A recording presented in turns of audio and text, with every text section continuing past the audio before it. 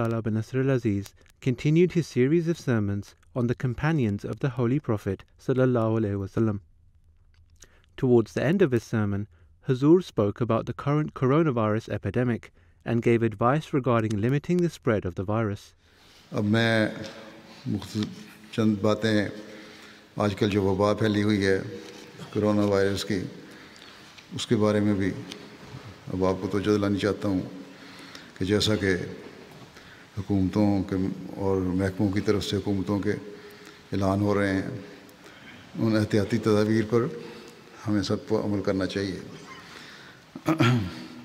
بعض ہومیوپیتھی دوائیاں بہت شروع میں نے ہومیوپیتھ سے مشورہ کر کے بتائی تھیں جو حفظ ما تقدم کے طور پر بھی ہیں اور بعض علاج کے طور پر بھی ان کو استعمال کرنا چاہیے. یہ ایک ممکنہ علاج ہے، یہ نہیں ہم کہہ سکتے کہ 100% علاج ہے یا اس کا ہومیوپیتھک کو پتہ ہے اس وائرس کا.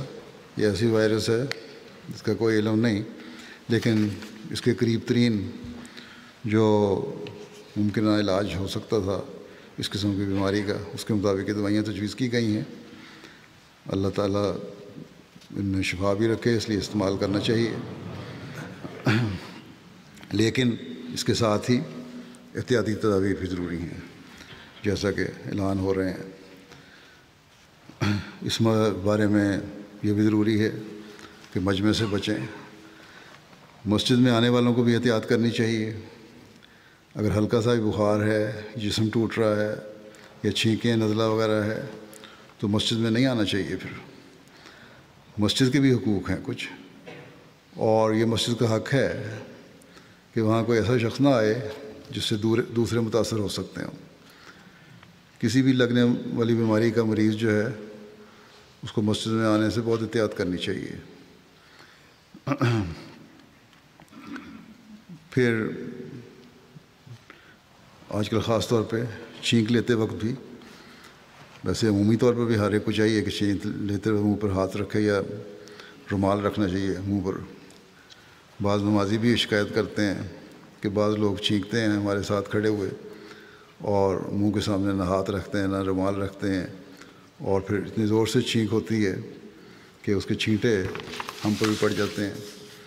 تو یہ نمازیوں کو جو ساتھ کے نمازی ہیں ان کا بھی حق ہے، اس لیے ہر ایک کو اس بات کا بھی خیال رکھنا چاہیے. اور آج کل جیسا کہ میں نے کہا خاص طور پر اس کی احتیاط کی ضرورت ہے. آج کل جو ڈاکٹر احتیاط بتاتے ہیں وہ یہ ہے کہ ہاتھ اور چہرہ صاف رکھیں. ہاتھ اگر گندے ہیں تو چہرے پر ہاتھ نہ لگائیں، اور ہاتھوں پر سینیٹائزر لگا کے رکھیں یا دھوتے رہیں. لیکن مسلمانوں کے لیے، ہمارے لیے، اگر 5 وقت کا نمازی ہے کوئی اور 5 وقت باقاعدہ وضو بھی کر رہا ہے، ناک میں پانی بھی چڑھا رہے ہیں، اس سے ناک صاف ہو رہا ہے اور صحیح طرح وضو کیا جا رہا ہے، تو یہ صفائی کا ایک ایسا اعلیٰ معیار ہے جو سینیٹائزر کی کمی پوری کر دیتا ہے.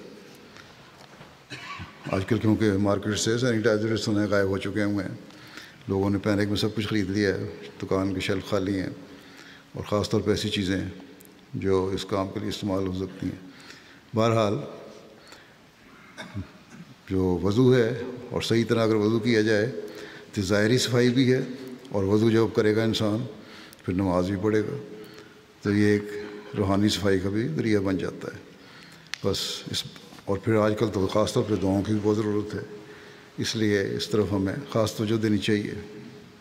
اللہ تعالیٰ بہتر جانتا ہے کہ اس وبا نے اور کتنا پھیلنا ہے اور کس حد تک جانا ہے. اللہ تعالیٰ کی کیا تقدیر ہے. لیکن اگر یہ بیماری خدا تعالیٰ کی ناراضگی کی وجہ سے ظاہر ہو رہی ہے، اور اس زمانے میں ہم دیکھتے ہیں کہ مختلف قسم کی وبائیں، امراض، زلزلے، طوفان حضرت مسیح علیہ الصلوۃ والسلام کی بعثت کے بعد بہت زیادہ بڑھ گئے ہیں، تو اللہ تعالیٰ کی تقدیر کے بد اثرات سے بچنے کے لیے اللہ تعالیٰ کی طرف رجوع کرنے کی بہت زیادہ ضرورت ہے. اور ہر احمدی کو ان دنوں میں خاص طور پر دعاؤں کی طرف بھی توجہ دینی چاہیے. اور اپنی روحانی حالت کو بھی بہتر کرنے کی طرف توجہ دینی چاہیے، اور دنیا کے لیے بھی دعا کرنی چاہیے، اللہ تعالیٰ ان کو بھی ہدایت دے، اللہ تعالیٰ دنیا کو توفیق دے کہ وہ بجائے دنیا داری میں زیادہ پڑھنے کے اور خدا تعالیٰ کو بھولنے کے اپنے پیدا کرنے والے خدا کو پہچاننے والے بھی ہوں۔